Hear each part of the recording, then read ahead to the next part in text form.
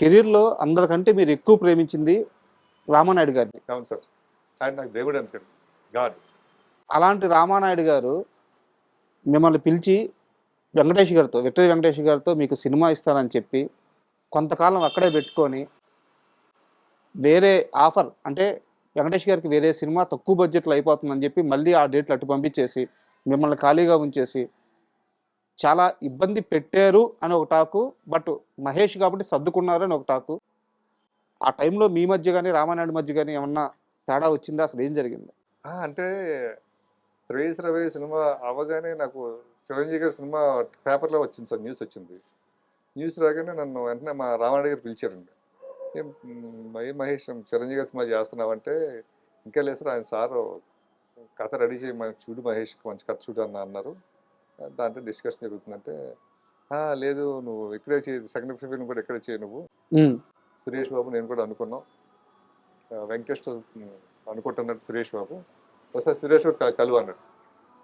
సురేష్ బాబుని కలిశాను. కలిస్తే ఆయన కొన్ని సినిమాలు ఇచ్చారు నాకు. ఇచ్చి మహేష్ సినిమాలు నువ్వు రెడీ చేయకాదు, ఈ చూసి ఒక బొబ్బిల్ రాజా, ఒక ప్రేయస్ రవే, ఇలా ప్రేయస్ రవి ఇలా డ్రామా, బొబ్బిల్ రాజాలో ఎంటర్టైన్మెంట్, అలాగే అన్ని ఒక మిక్స్డ్ ఎమోషన్స్ చేసి మొత్తం చేయాలంటే అప్పుడు నేను పాసం మురళి గారు కూర్చుని ఒక 5-6 నెలలు 4-5 నెలలు కూర్చున్నాం సార్.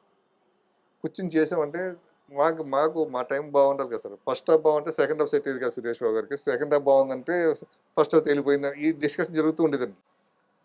ఈ లోపల ఏమైందంటే జై మందిర్ అనేసి సినిమా ఎన్ శంకర్ గారిదండి. ఆ సినిమా పరిశుభ్ర బ్రదర్స్ వాళ్ళు చెప్పడం కథ అండి. రెండోది ఏంటంటే వాళ్ళు ఏదో ఒక Thums Up company, Coca Cola company ఏదో ఉంటుంది, స్పాన్సర్ చేస్తారు. ఆ కంపెనీ స్పాన్సర్ మీద టీం అంతా కలిసి లండన్ ఎక్కడికి వెళ్తారు కథలో అదండి. అలాగే రియల్గా కూడా ఆ కంపెనీ బ్రాండ్ పెట్టడంతో వాళ్ళు పెద్ద అమౌంట్ ఇస్తున్నారు. ఇంకా సురేష్ బాబు గారు ఆలోచించారు. ఆ అమౌంట్ ఆల్మోస్ట్ 70% సినిమా అయిపోతుంది ఆ స్పాన్సర్ చేసే అమౌంట్ తోటి. అని నన్ను పిలిచి, మహేష్ ఇది అయిపోయిన తర్వాత చేద్దామని సినిమా చేద్దాం, ఏమంటే మరి ఈ సినిమా చేద్దాం అనేసి అంటే నేను సరే ఓకే బాబా అలా అలాగండి అన్న. బట్ ఏంటంటే ఇప్పుడు వెంకటేష్ బాబు గారు అంటే ఆ సినిమా స్టార్ట్ చేసిన తర్వాత అది అవ్వడానికి మళ్ళీ 8 నెలలు 9 నెలలు పడుతుంది. అది అయిన తర్వాత మళ్ళీ అన్ని సురేష్ బాబు ఇమీడియట్గా మళ్ళీ ఇంకో సినిమా ఉంటుంది వెంకటేష్ బాబు, ఇంకొక సినిమా బయట సినిమా చేసింది మళ్ళీ ఇంకోటి ఉంటుంది. మళ్ళీ నాకు గ్యాప్ అనుకోకుండా మళ్ళీ 2 years గ్యాప్ వచ్చేలా ఉంది, గ్యాప్ 1.5 year. నిజంగా ప్రేయస్ రవే రిలీజ్ అయిన తర్వాత చాలామంది హీరోలు చాలామంది అప్రోచ్ అయ్యారండి. బట్ నేను ఇంకా మా సురేష్ ప్రొడక్షన్ సినిమా ఉంది కదా, దీని తర్వాత చేద్దాం అని నేను కూర్చోవడం అండి. ఇంక ఇది కొంచెం పోస్ట్ పోన్ అవడంతో నేను కూడా కొంచెం ఆ టైంలో కొద్దిగా అప్సెట్ అయ్యాను అనుకుంటుంది. ఇద్దరి మధ్య గ్యాప్ పెరిగిందా? గ్యాప్ ఏం లేదంటే ఇంకా అంటే నేను నాయుడు గారితో ఓపెన్గా మాట్లాడడానికి ఉండేవారు కదా సార్. సార్ ఏమో ఢిల్లీలో ఉండేవారు. సురేష్ బాబు గారు ఇంకా చేయండి, ఇంకా కూర్చోండమ్మా, ఇంకా బాగా చేయండమ్మా, ఇంకా బాగా చేయండమ్మా అంటూ ఉండేవారు. నిజంగా ఆ ప్రొడక్షన్ చేసేది నా రామానాయుడు గారు. నాయుడు గారు దానికండి, సురేష్ బాబు గారు కాదండి, నాయుడు గారు. సరే ఇంకా ఈ లోపల గ్యాప్ బాగా వస్తుంది అనుకున్న టైంలో మన శ్రీహరి గారు వచ్చి సినిమా చేయాలన్నారు, అయోధ్య రామాయణం. అప్పుడు బయటకు రావాల్సి వచ్చింది. అప్పుడు నేను ఇంకా గ్యాప్ అప్పుడు ఏమైందంటే నన్ను ఇంకో ఇద్దరు పెద్ద హీరోలతో నన్ను పిలిచారు సార్. పిలిస్తే నేను సరే ఇప్పుడు వెంకటేష్ పిక్చర్ రావడానికి లేట్ అవుతుంది కదా. ఎవరా పెద్ద హీరోలు? ఎందుకంటే వాళ్ళని అప్రోచ్ అయ్యాను సార్. చెప్పండి, చాలా సంవత్సరాలు అయిపోయింది. అయినా ఎందుకు సార్ వెళ్తే వాళ్ళు వేరే డైరెక్షన్ పెట్టేశారు సార్. అది వేరే డైరెక్షన్ పెట్టుకున్నారు. దాంతో ఇంక నేను పనిచేసిన మా శ్రీకాంత్ గారిని కూడా అడిగా. అంటే శ్రీకాంత్ గారు జగత్ కాంబినేషన్ సినిమా చేద్దాం అనేసి మధుమురళి గారు ప్రొడ్యూసర్, ఆయన తిరుగుతుంటే నేను ఇంకా వెంకటేష్ గారి పిక్చర్ ఉంది కదా, ఇవన్నీ ఎందుకులే ఇంకా అంటే ఎందుకంటే దీని కాన్సన్ట్రేషన్ అంతా దీమే పెట్టాం కదా, ఇది అయిన తర్వాత చేద్దాం, 2 సినిమాకి ఇంకా అక్కడ చేయమంటున్నారు కదా, అది అయిన తర్వాత కదా అనేసి దాని మీద కూర్చున్నాను. ఇప్పుడు ఇది ఎప్పుడైతే కొంచెం పోస్ట్ పోన్ అవుతుందో నేను మళ్ళీ ఆ సేమ్ నన్ను అడిగిన ప్రొడ్యూసర్లని, నన్ను అడిగిన హీరోలని అడిగితే ఎవరి మటుకు వాళ్ళు ఫుల్ ప్యాక్లో ఉన్నారు మనల్ని. అరే ఆ డైరెక్షన్ పెట్టేసాం, అరే ఇలా పెట్టేసాం, అరే నువ్వు 1 month ముందు చెప్పాల్సిందే, అది ఇలా జరిగింది అలా జరిగింది అని. సరే సరే ఎలా రాసి పెట్టింటే అలా జరుగుద్దిలే. సో ఫైనల్గా అయితే వెంకటేష్ గారి మూవీ కాలేదు, బయటకు వచ్చిన తర్వాత వేరే మూవీ లేదండి. కానీ నేను బాధపడేవాడిని కాదండి. నాకు ఎందుకో తెలియని ఒక మధురమైన ఆనందంలో ఉండేవాడిని అండి. ఏంటంటే నా డ్రీమ్ ఫుల్ఫిల్ అయిపోయింది సార్. అప్పటికి నేను మా ఇంట్లో గోడ మీద రాసుకున్నాను, ఒక చిన్న పోస్టర్ మీద పేపర్ పెట్టుకుని, రామానాయుడు నిర్మాత, మహేష్ డైరెక్టర్ అనేసి పెట్టుకున్నాను. అది వచ్చేసింది, పోస్టర్ వచ్చేసింది, ప్రేయస్ రవే పోస్టర్ వచ్చేసిందండి.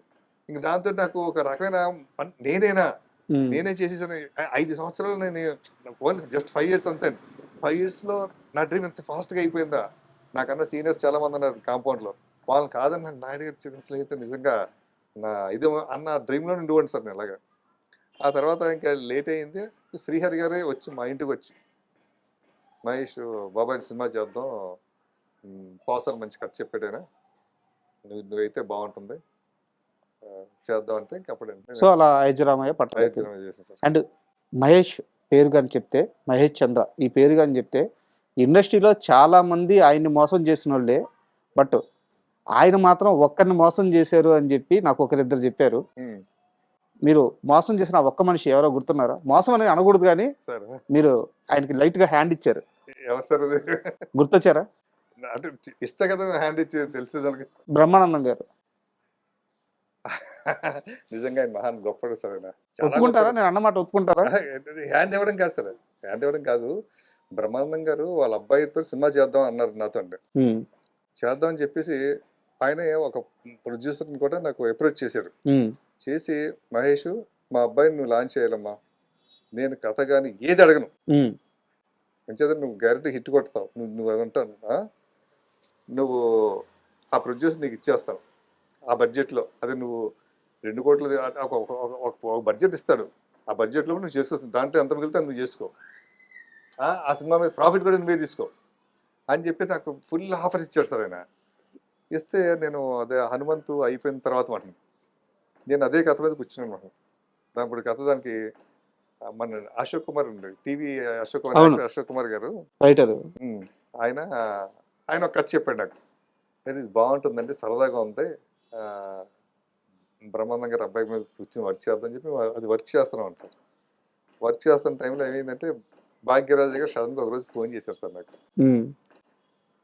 ఫోన్ చేస్తే నాకు ల్యాండ్ నెంబర్ అండి. ల్యాండ్ నెంబర్ రింగ్ అయితే భాగ్యరాజు అని మాట్లాడుతుంటే ఎవరో ఫేక్ కాలం నేను భాగ్యరాజు వీరాభిమాని అండి. అది అందరూ ఇండస్ట్రీలో అందరికీ తెలుసండి. హ్మ్. ఎవరు కావాలని చేస్తున్నట్లే నేను మా శ్రీహరి వీళ్ళందరూ కూడా మిమిక్రీలు చేస్తుంటారు అనమాట.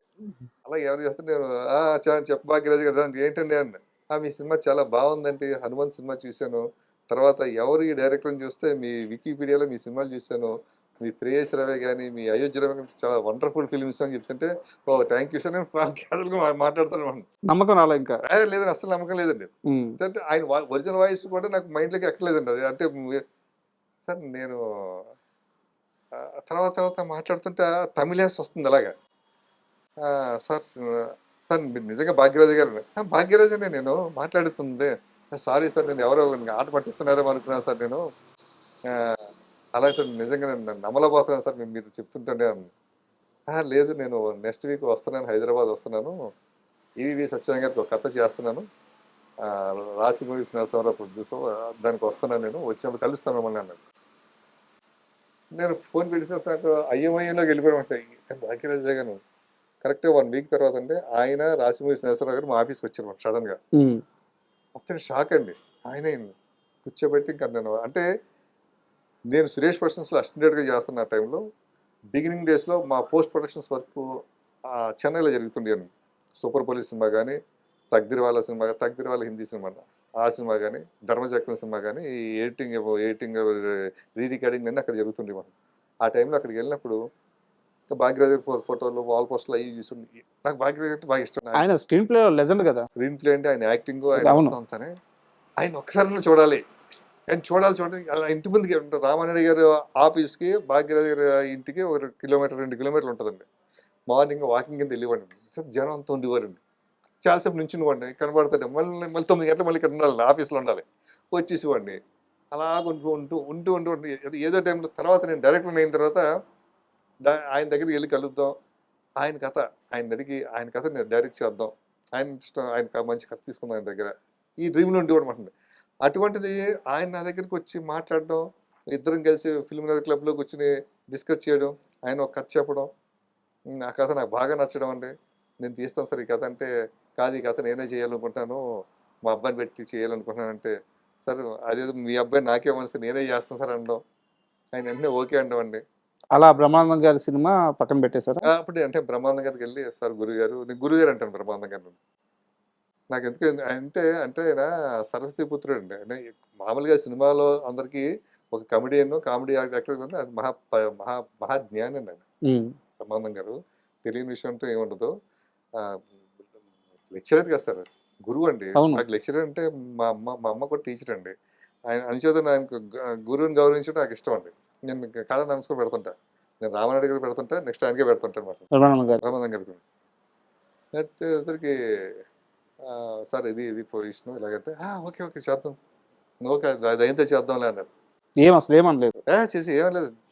ఏమనలేదంటే ఈ సినిమా నేను ఆ, వేరే ప్రొడ్యూసర్స్ అనుకుంటే ఎవరు సెట్ అవ్వకపోతే నేనే దిగాను. అవును. నేనే దిగి 5 నెలలు అయిపోద్ది అనుకున్న సినిమా అంటే 5 నెలలు అవుద్దన్న సినిమా 3 సంవత్సరాలు పట్టింది. భాగ్యరాజు గారి కొడుకు సినిమా. దాంట్లో బ్రహ్మానందం గారితో మంచి కీలకమైన క్యారెక్టర్ సార్. అడగంటే ఎక్కువ చేసాడు సార్. ఉమ్, డబ్బులతో రెమ్యూనరేషన్ కూడా ఏం మాట్లాడలేదండి. ఉమ్, అప్పుడు ఆయన ఆ రోజున అప్పుడు హైయెస్ట్ పేమెంట్ అయిందండి. అప్పుడు 1,50,000 అంతా తీసుకునేవారండి ఆయన. డబ్బులు తర్వాత చూద్దాం, ముందు డేట్లు చెప్పు అని చెప్పేసి ఆ డేట్లు అండి.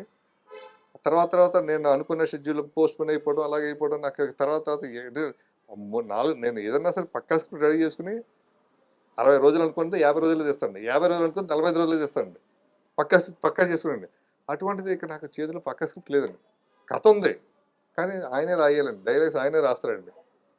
ఆయన డైలాగ్ రాస్తాడు. ఆయన డైలాగ్ రాసిన ఆయన లొకేషన్లో ట్రాన్స్లేషన్ చేయించుకుని మళ్ళీ ఆ తమిళ స్మెల్ రాకుండా డైలాగులో మళ్ళీ తెలుగు స్మెల్ రావడానికి కూర్చొని రైటర్ పక్కన కూర్చొని రాయాలండి. టైంకి కూడా ఇవ్వలేదంట స్క్రిప్ట్. అదే కదా సార్ నాకు ప్రాబ్లం, అదే కదా అయిందండి. ఆయన ఏంటంటే లొకేషన్కి వస్తారు సార్. ఇప్పుడు సీన్ ఉంది, సీన్ ఏంటో నాకు తెలుసు, దానికి తగ్గట్టు సిట్ ప్రొపరేటర్ రెడీ చేసుకుంటాం. ఆయన లొకేషన్కి వచ్చిన తర్వాత లొకేషన్లోకి వచ్చిన సీన్ రాదు. ఇక్కడ ఉంది, కెమెరా ఉంది, ఈ లైట్ ఉంది, ఇది ఉంది, ఈ ఐ డ్రీమ్ మీడియా బోర్డు ఉంది పెట్టి ఇదేదో ఇది డైలాగ్లోనో దాంట్లోనో వచ్చేలా రాస్తాడు నేను. ఓకే. ఆయనకి వచ్చి ఆయన రాసి సీన్ రాసి 3 గంటలు 4 గంటలు పడుతుందండి. అక్కడ 8 గంటలకు సెట్లో ఆయన వస్తే 10, 11, 12 అవుద్దండి. 12 గంటలకు ఆయన ఇచ్చిన తమిళ్లో తమిళ్లో రాస్తారండి. ఆ తమిళ్లో మళ్ళీ మాకు వేరే ట్రాన్స్లేటర్ ఉంటాడండి. ఆ తమిళ్ని తెలుగు ట్రాన్స్లేట్ చేసిస్తాడు. ఆ తెలుగు ట్రాన్స్లేట్ చేసి ఇచ్చిన ఆయన మళ్ళీ అయిపోయింది కదా సార్. మాకు అప్పుడు డైలీ పేమెంట్లే కదా సార్. అప్పుడు అవును. కోట శ్రీనివాసరావు ₹1,00,000, షిండే గారికి ₹1,25,000, బ్రహ్మానందం గారికి ₹1,00,000, ఇలా ఉంటాయి రేట్లు. అది మరి చేసినా చేయకపోయినా ఆర్టిస్టులు వచ్చారు కదండి, మరి డబ్బులు ఇవ్వాలి కదా. నేను 50 రోజులు అనుకున్న సినిమా 115 రోజులు చేసాను సార్ ఆ సినిమా. మూడింతలు. అదొక కథ. అంటే ఏ రోజన్నా రిగ్రెట్ ఫీల్ అయ్యారా? నేను ఆ రోజు కానీ, అంటే బ్రహ్మానందం గారి గురించి మీరే అంత గొప్పగా చెప్పారు. అలాంటి మహానుభావుడికి దూరంగా జరిగి ఇటు రావడం వల్ల అటు ఆయనగా నష్టపోయాడు, నా జీవితమే తలకిందులు అయిపోయింది. నేను ఆ రోజు బ్రహ్మానందం గారి కొడుకుతో సినిమా తీసి ఉంటే ఈరోజు అందరం బాగుండే వాళ్ళం కాదా అని చెప్పి ఎప్పుడన్నా అనిపిస్తుంటా సార్. నేను కనుక ఆ రోజు బ్రహ్మానందం గారితో సినిమా చేసి ఉంటే నేను కొనుక్కున్న ప్రాపర్టీస్ అన్ని అలా ఉండి ఇంకా నేను ప్రొఫెషనల్గా వచ్చేవాను కదా సార్. వచ్చిన డబ్బులు ఏదో కొనుక్కుంటూనే ఉంటాను కదా. అవును. ఈరోజు నేను అమ్ముకున్న ప్రాపర్టీస్ అయితేనో ఏదైతేనో నేను నష్టపోయి ఏదైతే చూస్తే 60-70 కోట్లు వచ్చింది మొన్న మధ్య లెక్కేస్తే. సరే ఏదన్నా అనుభవించాలి కదా ఒకసారి.